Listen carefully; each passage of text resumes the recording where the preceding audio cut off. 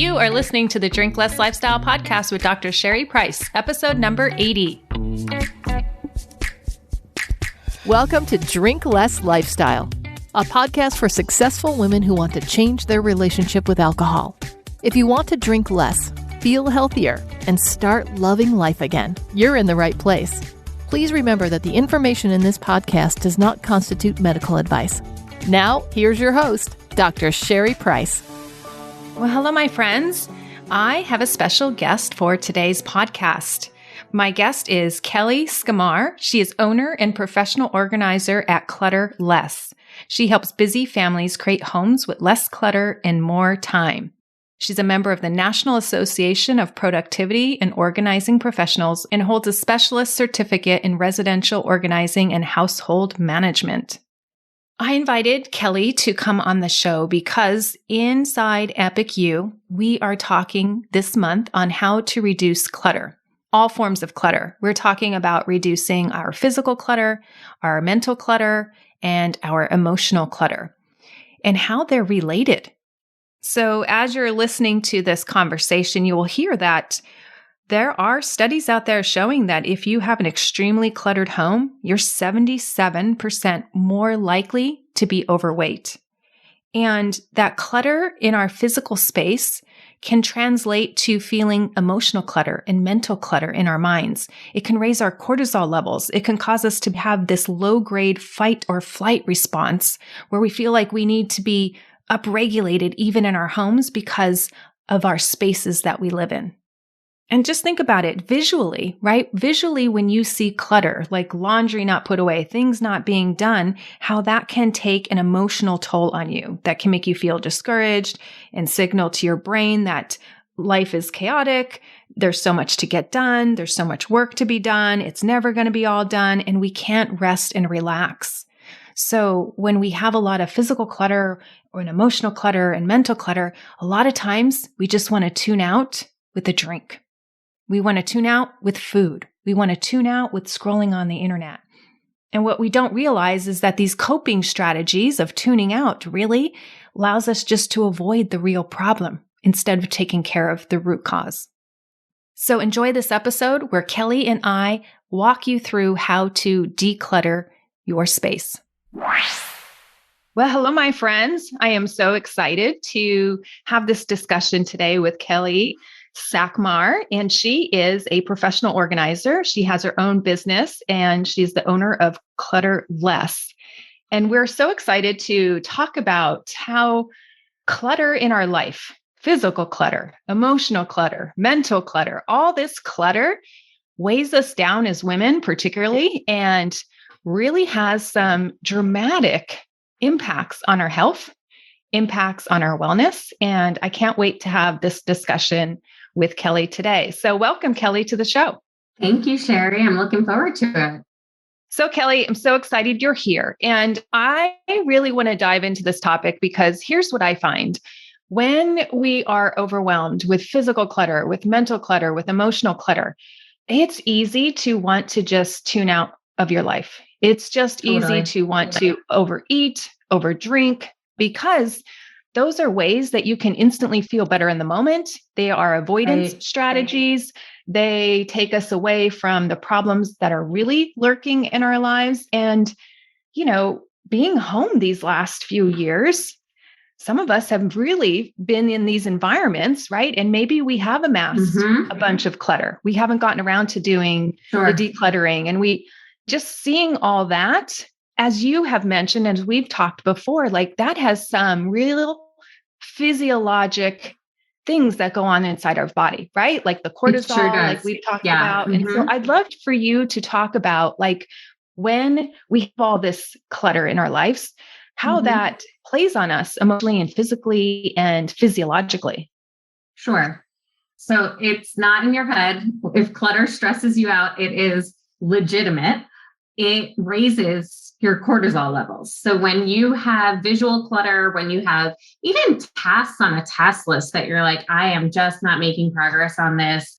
So mental clutter, emotional clutter, right? That is when your cortisol actually rises. And that is what controls stress in your body. That can cause a low grade fight or flight response to be constantly happening in your body just by what is sitting out in your home or what is weighing on you mentally. It can even lead to a greater risk of type 2 diabetes, of heart disease.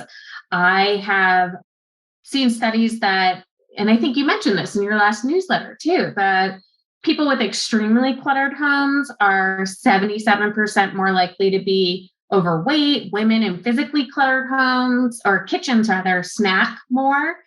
Whereas if you have a tidy home, it can be a better predictor of physical health and increased activity levels. Bedrooms that are in disarray can lead to difficulty falling asleep. So there truly is correlation between the physical, visual clutter in our lives and the stresses it puts on our body physiologically, mentally, emotionally. Absolutely. And I find that when my house is in disarray, I just feel like more spastic. I feel like, oh my gosh, overwhelmed. I can't focus. Yes. I want to multitask. I want, clean this up. And it weighs on me when I go into my workspace. So I am a type of person that just thrives when things are in their place. Agreed. Totally. Yeah. So take us through how you begin to work with somebody. What are some common rooms that you tell people to start with, or a process that you walk them through? Because I know when I first started just decluttering my closet, it can feel overwhelming. Like it's going to take hours to do. I'm not going to want to part with some things, even though I haven't worn them. So I'd love to hear some of the tactics that you use with your clients. Great. So frequently people will come to me and have a space that's really weighing on them. But if I were to just give general organizing advice, I would say start with the lowest hanging fruit. So what is impeding your daily activity the most, whether that's maybe the setup of your kitchen or just even a drawer in your bathrooms. I like for people to start small and have quick wins and then keep the momentum going. So a closet can be overwhelming for sure to start with, because some of that is, we talk about emotional and physical clutter. Some of that is both, because it's reminding you of a time that maybe you did fit into that dress, or, a past life where whether you chose to leave the corporate world or if it was chosen for you, you just have all these stories wrapped up around what these clothes mean. And it can be harder. Actually, it can be more, I call that sentimental clutter. It can be hardest to address that. So I would rather you start somewhere where you have no emotional attachment to the items, like a junk drawer, where you can say, geez, I really don't need 500 rubber bands. Probably about 20 to keep on hand would be reasonable. And you get that immediate win. So just like you have the cortisol, I'm pretty sure you get dopamine when the space is cleared out. So it's like you're fighting it physiologically also. And then that propels you forward to continue to make more wins. So that's just generally where I would recommend starting. And then I basically have the same process to follow regardless of what space it is. So if it's a closet, if it's a whole room, if it's a drawer, someone who is tackling this on their own, I would, again, caveat, start small and be realistic about what you can accomplish in the time that you have set aside for this project. So maybe you only have an hour to chunk while kids are at preschool or something like that. Start with just a section of the room versus the whole room, or a section of the closet versus the whole closet. But basically, my process is always to clear out the entire space. So if you're doing a drawer, you empty that drawer out to the bottom. That's a good opportunity to then wipe it down or do a quick vacuum or whatever. So you're starting with truly a clean slate. And then you take those items. I always say it gets worse before it gets better. You take those items that were in the drawer and you sort them into categories. After you've done that, this is your chance to review and edit down. So your goal then is to eliminate excess and duplicates. So again, you probably don't need 3 or 4 different spatulas. You probably have your favorite 1 or 2, and that will do just fine. And so then at that point, you're sorting the items into items to keep, donate, store, maybe in another location of your home, or recycle and trash. So I generally like to have a couple trash bags along with me to designate these different options. some helpful questions to ask if you're getting bogged down in whether you should keep an item or not. I always like to think, if you were moving, would this make the cut to come with you? When was the last time you used it? I'm sure you've all heard that if you haven't used it in a year, it's time to move on, and except for very specific scenarios. Sometimes it's even 6 months if it's more of a seasonal item. And then once you're done with those processes, this is where the fun part comes. You get to systematically organize, and you can label if you choose, or if there are going to be multiple people using a space, I would definitely recommend labeling, but you systematically organize the remaining things. And if at this point you feel that you need different bins or organizational products to really keep the space in tip-top shape, that's when you go buy the bins. I always laugh when I get to a client's home and they're like, I have all these bins and they're not really being utilized. We buy more things to try to make us feel good about organizing the things that we have. I love that. That's so good. And I was thankfully forced into this process when we redid our kitchen. Right. And, a kitchen remodel, when you go through it, it just forces this process upon you, which turned out to be delightful because you're going, you empty everything out, you put it in boxes or storage or whatever, and you just work off of what you truly need for the time period that your kitchen's getting redone. And then when we had all new cabinets and all new spaces, I said, never again am I going to have Tupperware where I can't find the top. And it really has made just cleanup, storage, just so much easier when I've gotten rid of extra pots and pans that I wasn't using, lids that I no longer had the bottom to. Like you said, even with rubber bands, I would, having a daughter, we went through the crayon and the marker phase. Yes. And, there's just random crayons, markers without the same colored top. It's like, that stuff, everybody knows I have a bit of OCD to me. That just drives me nuts.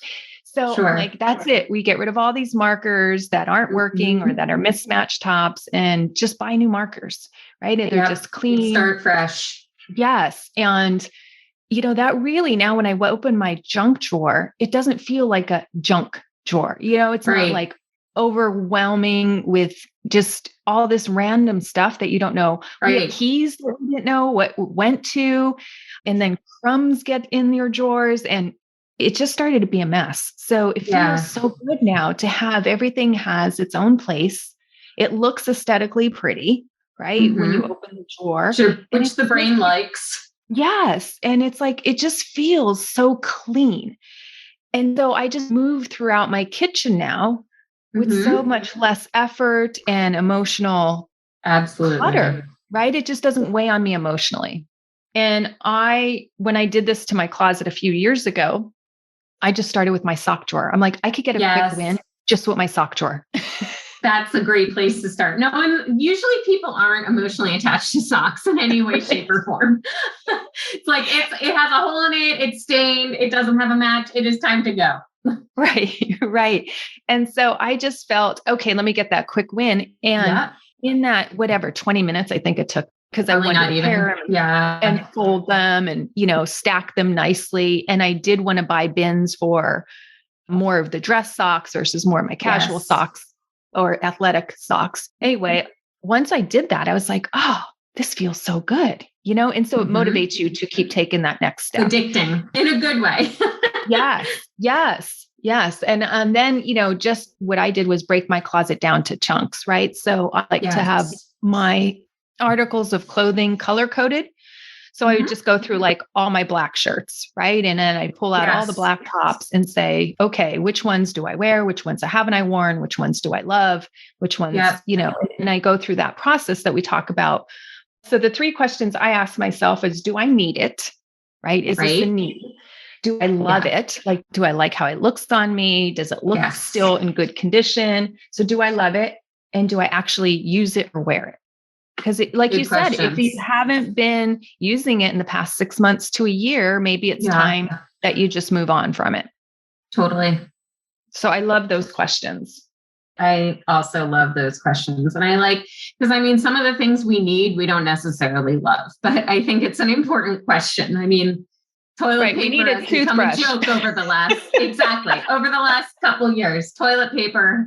We had no idea how much we needed toilet paper, but I don't know that it brings, maybe it does bring some people joy now to have it, but Yeah. I mean, when you have the toilet paper, it's good. It's when you don't have it that you feel bad. exactly. Yes. I digress. So I find that when we clean up this physical clutter, right? And I was expressing in just one room of my house now, how it's just so much easier to move to the kitchen, to find things, to know everything has a home. And, we went through our pantry and got rid of all these dressings and spices and things we just weren't using, right? They needed it for a recipe 5 years ago and just haven't used it. Expired. It's like, exactly. Let's just let it go. It's fine. Mm-hmm. And just to not have to go through so many spices to find the one spice you need, like all these little increments of improvement free up so much more of your time. Like I didn't realize what a time saver this could be. Now when I walk in my closet, most people say they wear, 5 to 10%. Mm-hmm. I wear more than that. And it just feels nice to look at the clothes and say, oh, yes, I can wear that. I can wear that, rather than going and saying, one day I'll fit back into that, or one day. Right. And I don't know how it's making you feel bad and shaming you. Yes. And I have just a small percentage of those, just a small. Mm-hmm. Do I? Actually, I don't, Kelly. Let me take that back. I will say that I have that section of more formal wear. Like if I get invited to a party and I need something dressy to wear, which over COVID, I kind of culled. And now that we're coming back into society, I'm realizing that I might need to purchase a couple more pieces, but that's okay because the trends change, what your style evolves. Exactly. I'm not losing major sleep over having gotten rid of something that I could have worn to whatever event it was. There's usually something else I can find that will work just fine, or it's an excuse. You have an actual reason to go shopping versus just shopping to fill the void in your heart and then accumulating more clutter in your home. And that's just another way of numbing. Mm-hmm. It is, right? Overspending, over drinking, overeating. It's all just kind of in response to these stresses that we have in our lives that we don't need to. Mm-hmm. Mm-hmm. It's like inviting more problems in instead of solving the real problem. Right. And I think that's where, the work that you do is really helping people. Okay, let's get rid of this clutter. And also saying, what else can be going on, right? Let's look at all of your habits and see where they're stemming from. What is the things that we're wanting to avoid? Yes. Like you said, with your kitchen, it's not just you no longer have the drawer full of stuff that you don't need. It is speeding up your efficiency and making your day more pleasant. You probably enjoy cooking a whole lot more now than you did when you had to sort through 60 different spices or whatever it might be. That's where I get, again, the low-hanging fruit, the most impactful spaces are the ones I would say I love a good kitchen organization because it just really, you're in it so many times a day. You're making meals there. You're connecting with your family there. And, people say it's the heart of the home. If that is not functioning well, it's going to just slow down your whole process and weigh on you more. Yes. And I love that the space now is inviting. And what I put on display, are healthy foods. Like they say to put on display the apples and the bananas. And we gravitate towards those kinds of foods because they're visually out. And if they're visually out, right, it's signaling to the brain, oh, that's a healthy snack to have. And so having these visual markers around your house really does cue your brain to fall in love and desire that stuff. Yes. Yes. Rather than having bottles of alcohol out. Right. Yeah. Yeah. Right. Or some Cheetos or Cheez-Its. And so I really pay attention to how I'm signaling my brain by my visual environment. And so, we talked about when we're in the Facebook group, right? If you want to work out, you pull out those clothes the night before, you have that visual cue to say, hey, we're going to be doing this tomorrow. So you're setting up your life to get the life that you want to lead, the high quality the life, results right? you want. Yes. Exactly. And so you're putting that forward in a visual sense, which really helps with the brain to take the action that you want to be taking. Right. That's part of a value system for our family. We do not value things over people. So if our home were to be overrun with things, I mean, I have kids. I know there's a certain amount of stuff that comes along with kids, but that can be kept within reason. And really, it's like the Christmas morning toy. Okay. You open it up, it's exciting for a little bit. And we're late March now. How many people are still playing with those Christmas must-haves? But I mean, my kids are at school right now. If I'm on a work call or on the phone or I'm distracted or whatever it is, how badly do my kids just want to be with me and play with me? So when we don't have that overwhelming amount of stuff, we can focus on the principles in our lives and the people in our lives that are more important. And that is going to be way more satisfying to the brain and our physiological state than any amount of clutter, numbing, overeating, overdrinking, whatever it may be. Yeah, that's a great point. And I love how we had this conversation going in our Facebook page with the ladies there. And I'd love for you to just mention it here on the podcast, which how do we go about cleaning up the space for our kids? Is that our responsibility? Is that their responsibility? Yeah, I think it totally depends on your child and the age of your child and the temperament of your child. My older daughter is 8.5 and my younger daughter is 5.5. If I were to tell my 5.5-year-old, go declutter your room, she would be like, okay, mommy, and just go walk and do a puzzle or something. Like there would be nothing that comes through there. But on the same token, I can easily go into her room and say, okay, she's outgrown these clothes and I just put them in a bag and there's no emotional drama about it from her standpoint. Or, she's brought too many books in there. I bring them back down to where they go in the library or what have you. The 8.5-year-old would be a totally different scenario. She has tabs on every little piece of something in her room. There are things that are special to her that will never be special to me. So we really need to work together when it comes to decluttering her room, or I need to give her very clear assignments. On the Facebook page, I had suggested, again, depending on the age of the child and how you know your kid best, you know what's going to work for them. But so I have seen success in giving a child a bag and saying, okay, can you fill this with things that you no longer need? And we can bless other children with them that don't have the same amount of toys or as many books that you do. And then you drive it to the donation center together. And maybe you even promise ice cream afterwards as like a family decluttering session. And you can be at the same time modeling that behavior and working in your room at the same time as you've assigned them to work. So I think it depends on your parenting strategy. I think it's very individual, but I also think that, you're the parent. My uncle always likes to ask me, who's the parent here, Kelly?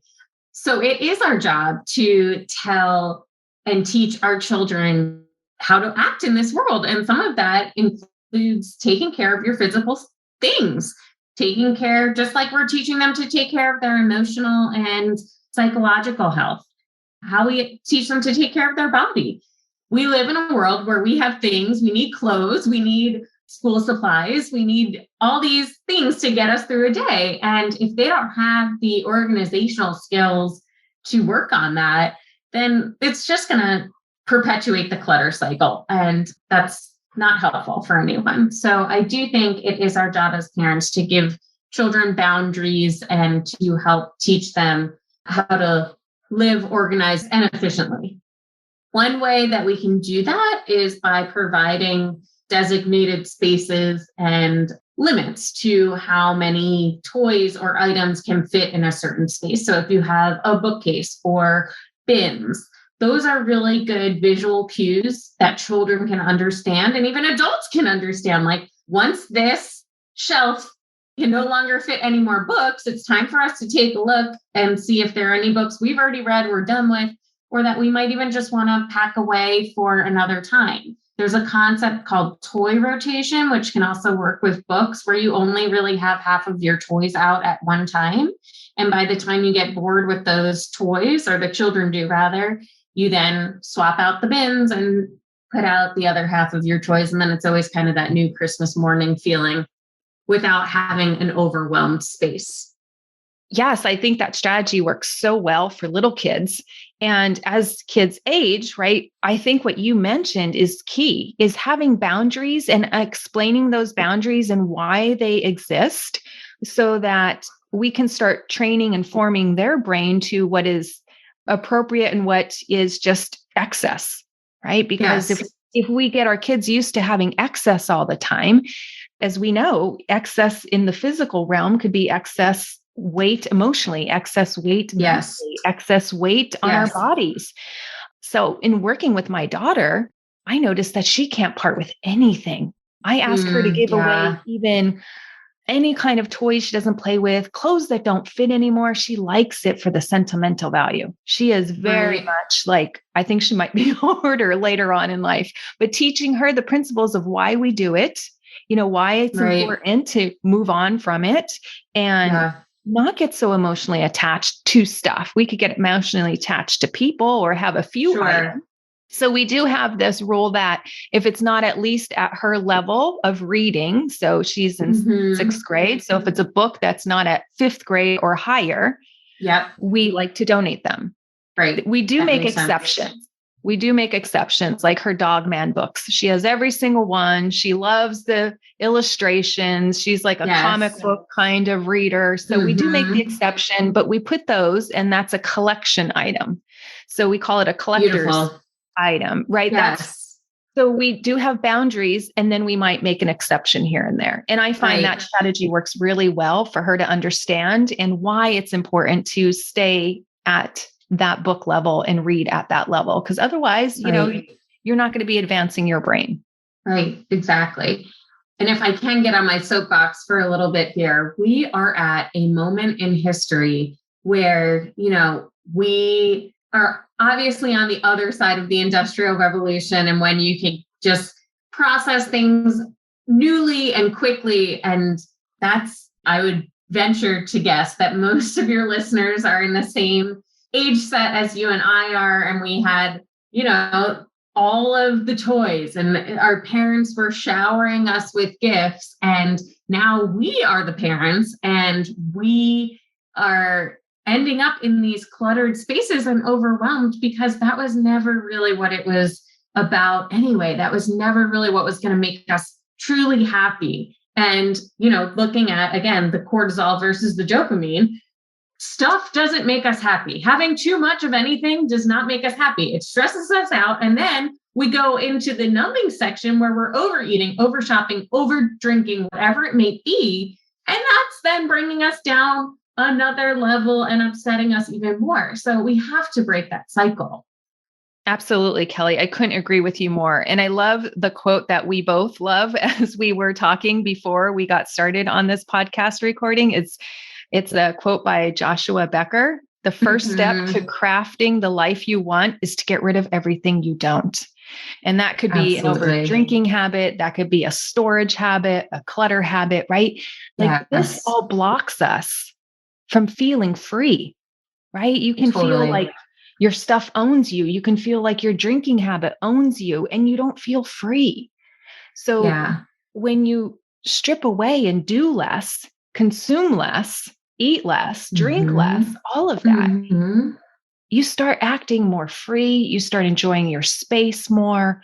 You feel like you can think and you're not spinning out in all the overwhelm of all the things around you. You just have more clarity about your life.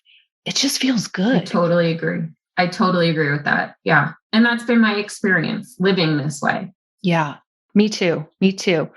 Well, Kelly, this has been amazing. Thank you so much for coming on the podcast. And as we close here, please let us know, how can the listeners find you if they want to work with you? Absolutely. Thank you so much for having me. And if you would like to connect with me, please do. I would love to see you over at my website. It's clutter-less.com. Excellent. And I know you have a free printable for the folks listening to this podcast, and we'll link everything in the show notes. And again, Kelly, thank you so much for coming on the podcast. Thank you, Sherry. All right, ladies, I hope you enjoyed that episode of Kelly and I look forward to seeing you next week. Thanks for listening to Drink Less Lifestyle. If you're ready to change your relationship with drinking now, check out the free guide, How to Effectively Break the Overdrinking Habit, at sherryprice.com/startnow. See you next week.